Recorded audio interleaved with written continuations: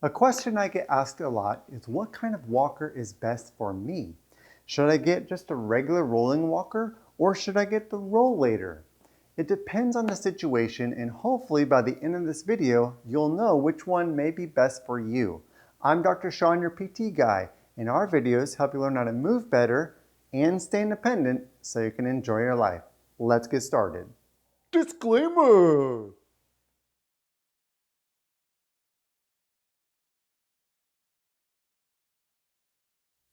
So starting off, this walker right here is called a standard rolling walker or a front-wheeled rolling walker with wheels in the front and tennis balls or skis in the back. This is made by Drive. This one's also made by Drive. This is a Rollator. This one has 4 wheels. It's got 4 wheels on all sides and it's got the seat. This is the best part about the Rollator. We'll get to that in a moment, but they both have their pros and cons. We'll talk about this one, the standard front-wheeled walker, first.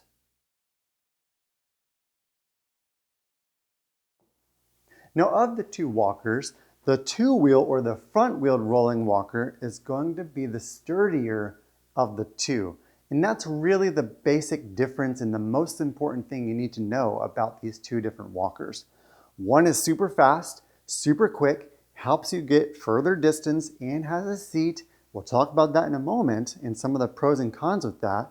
But this one is just helpful to just get around when you need to maximize your balance and stability.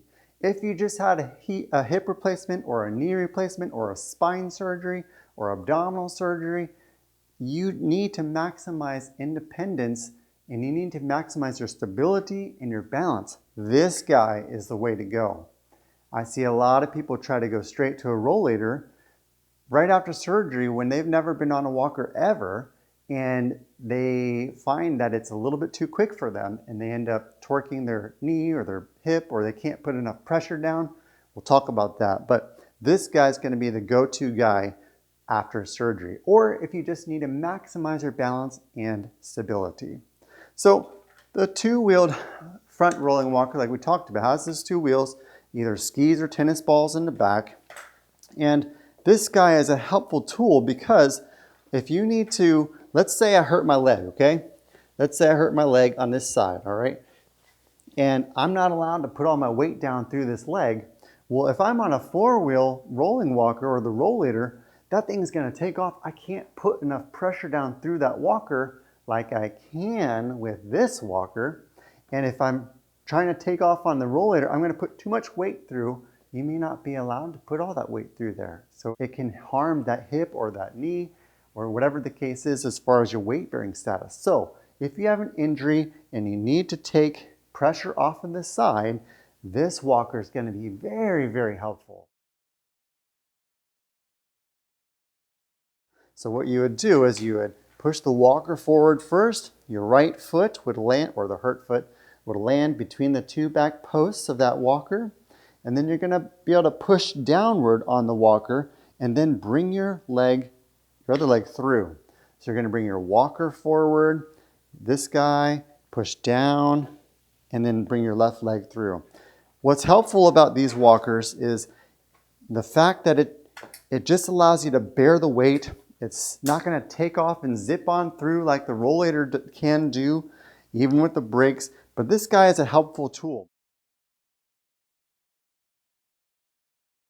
Let's say you don't have a surgery and you just need to use it to walk along. Well, you can just glide along just fine.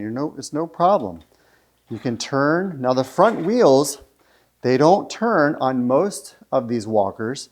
Some of them actually do have a swivel here and they have little tiny wheels in the front, and it does allow some turning improvement on this walker, and that's another advantage of the Rollator. The Rollator has these front wheels that go in and weave in. You can turn super easily, but again, if you need the balance and the stability, you don't really want to be turning super fast. So this guy kind of keeps everything straight in line and it kind of slows you down a little bit, which, let's be honest, for some people, we need to be slowed down a little bit, right? Especially after a surgery. So this guy is going to be helpful just to kind of go along and just kind of improve your balance and your stability and mobility as you need it, okay? So this one's going to be the best for maximizing the stability and balance, and it's going to be the best to bear weight through if you've had a surgery. How do you know what size height to put this guy? Just stand up tall, drop your hands down, and the handle should be at your wrist. And if you notice, this walker is too low for this therapist. So what you would do is you take it, you bump it up. It's got little telescopy legs. Each of the legs. Then when you drop your hand down, look at that right there. That's pretty good. Now, one more thing about these walkers. They all look a little bit different. Some have push points and where you can actually bend and fold up the walker. These are not brakes. These are actually how you fold up the walker. So it goes like this and like this. And then another advantage of this walker is it just slides right into the car a lot easier than the Rollator does. The Rollator is a bit clunky and it can open up on you when you're trying to get it in the car. This typically weighs a little bit less than a Rollator, another benefit. So this guy is the best for maximizing balance and stability. Now let's talk about the Rollator. Now the Rollator is one of my favorite tools, but it's not the best tool for some people. The Rollator has 2 wheels in the front, 2 wheels in the back, which makes it super fast and super easy to maneuver, which I love. And it has these brakes on the sides. You can slow down the walker, and if you need to sit to take a break, you can lock it. And best of all, it's got the seat. If you have COPD, emphysema, or you're going through chemotherapy, or you just get winded and tired and you just need a break, it's got the built-in seat that you can just park it, lock it, and sit whenever you need a break. I love this because it can help improve your endurance, especially if you're walking outside or maybe you're at the mall and you just need a little bit of a break and there's no chair close by. It's right there, right there. But if you're going to sit down, just remember, always do your best to make sure that you park the walker up against something that's not going to move.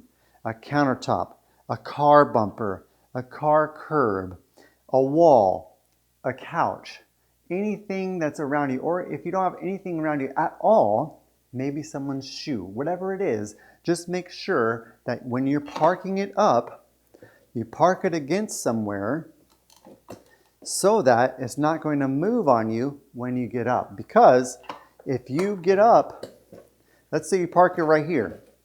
You lock, okay? The wheels are locked. You sit down and then you try to get up. What can happen is sometimes the back of your legs can push against here even when your wheels and locks are fully tight.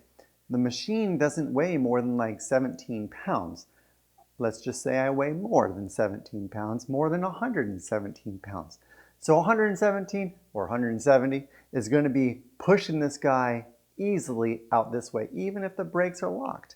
So it can slide back on you, okay? So it can slide out from under you when you're trying to get up. So when you're up, it's going to slide. So what you want to do is you always want to park it against the wall or something, and then you sit down, and that's great.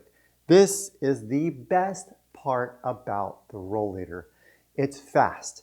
It can move. It can maneuver around. It's easy, but it's too fast for some people. And the best part though, the seat. Now, let's talk about the seat.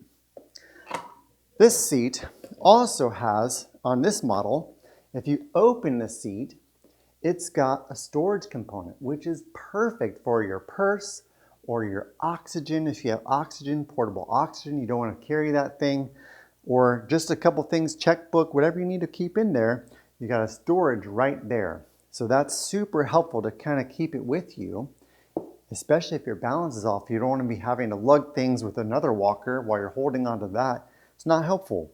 So this guy has that benefit. Love it, love it. It's great. It's got the brakes like we talked about. When would I not use one of these walkers? I would not use one of these rollators right after surgery.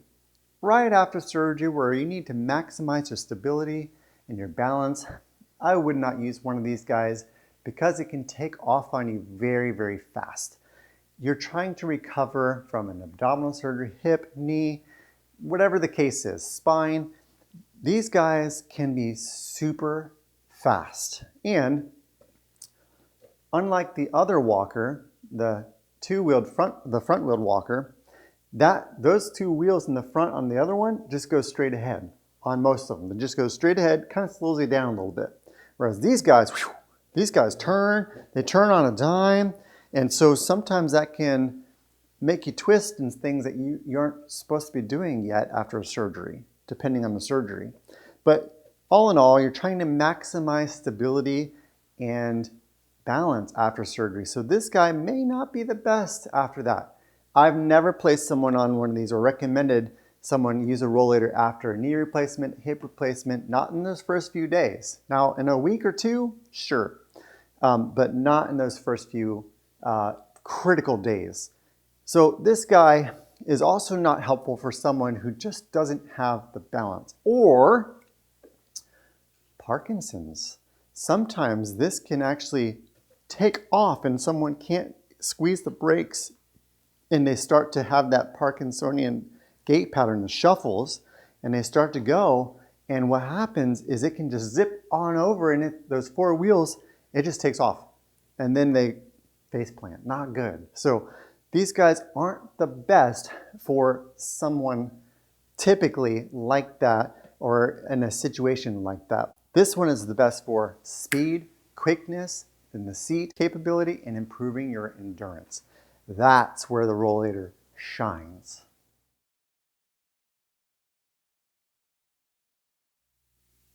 So now you know some of the advantages and disadvantages of using each of these walkers.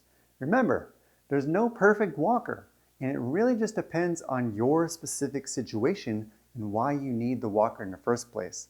If you need a little bit more balance and your balance isn't the greatest to begin with and you need that stability, you're going to want to stick with the standard rolling walker. If your balance is a little bit better and you just need a little bit of a break and you need to sit down, then the rollator is going to be an excellent tool to help you improve your independence, and both should help you prevent falls. Now, speaking of preventing falls, if you want more tips and training on how I teach people to prevent falls, you can find that in the link in the description below. And if you want more videos just like this one to help you learn how to move better and stay independent so you can enjoy your life, click the subscribe button down below, and we'll see you in the next video.